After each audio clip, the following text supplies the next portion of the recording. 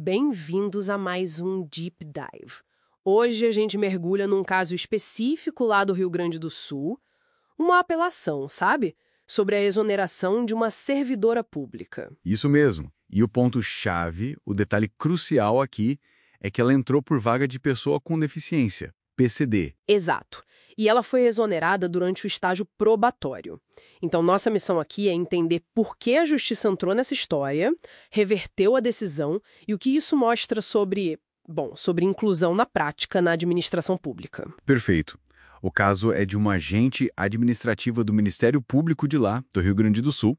Ela tem baixa visão e a exoneração veio por, supostamente, baixo desempenho. Supostamente. Mas o X da questão não foi nem o desempenho em si, sabe? Foi um erro bem básico em como avaliaram, ou melhor, como não avaliaram segundo a lei que valia na época. Certo. Então vamos abrir isso. Ela entrou quando?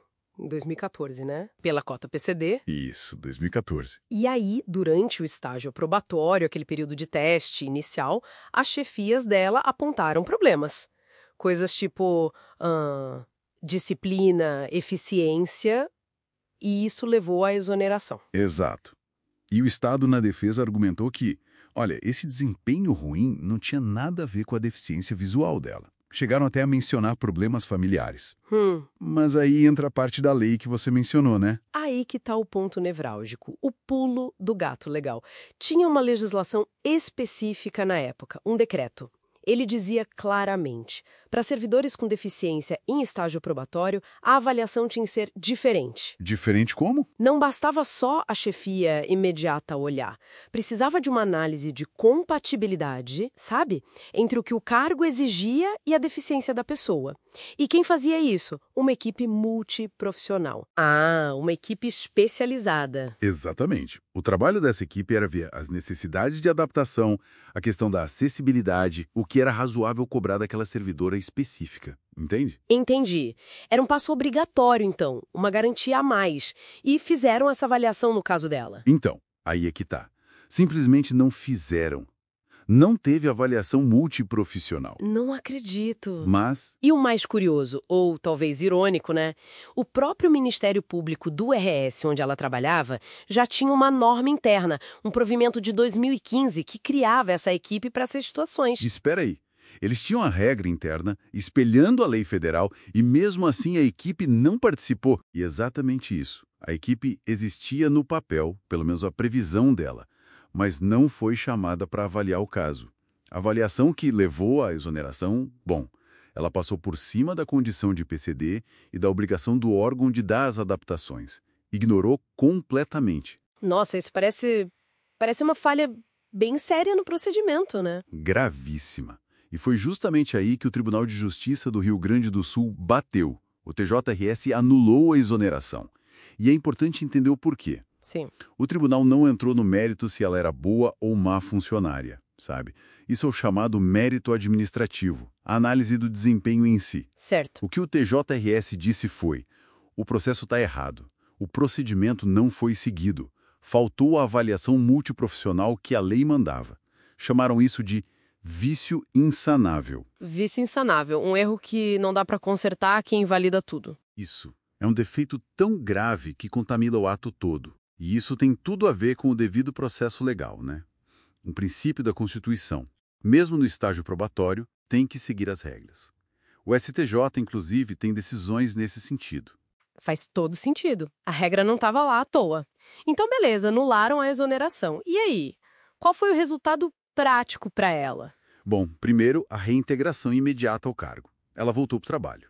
Ok. Segundo, o Estado teve que pagar todos os vencimentos e vantagens que ela perdeu desde a exoneração. Tudo retroativo. Justo. E o mais importante, talvez, para a situação em si. O tribunal mandou fazer uma nova avaliação, só que dessa vez do jeito certo. Com a equipe multiprofissional participando. Com a participação indispensável da equipe para analisar primeiro a compatibilidade entre o cargo e a deficiência dela e só depois avaliar o desempenho de forma adequada, justa. Olha, aqui o caso fica bem emblemático, né? Mostra que inclusão não é só guardar uma vaga na entrada. Precisamente, é muito mais que isso. A decisão do TJRS reforça uma coisa. A administração pública tem o dever não só de cumprir cota, mas de garantir condições justas. Condições para a pessoa poder trabalhar e ser avaliada de forma justa. Exato. Fornecer adaptação, seguir os procedimentos que a lei criou especificamente para isso. Porque pensa bem, avaliar uma pessoa com deficiência usando a mesmíssima régua, o mesmo método aplicado a todo mundo. Uhum. Sem levar em conta as especificidades dela e as obrigações do próprio órgão, Fere princípios básicos, como razoabilidade, proporcionalidade. A falha no processo, como nesse caso, invalida o resultado. Não tem como. então, o grande aprendizado que fica deste deep dive é: a forma importa. E como importa? Principalmente quando a gente está falando de garantir direitos. A lei pediu um caminho específico para avaliar essa servidora PCD e não seguir esse caminho tornou a exoneração ilegal. Ponto. Exato. E para a gente fechar, fica uma reflexão, né? Será que os nossos mecanismos de avaliação de desempenho hoje, seja no público ou no privado, será que eles estão realmente prontos para lidar com a diversidade de forma justa?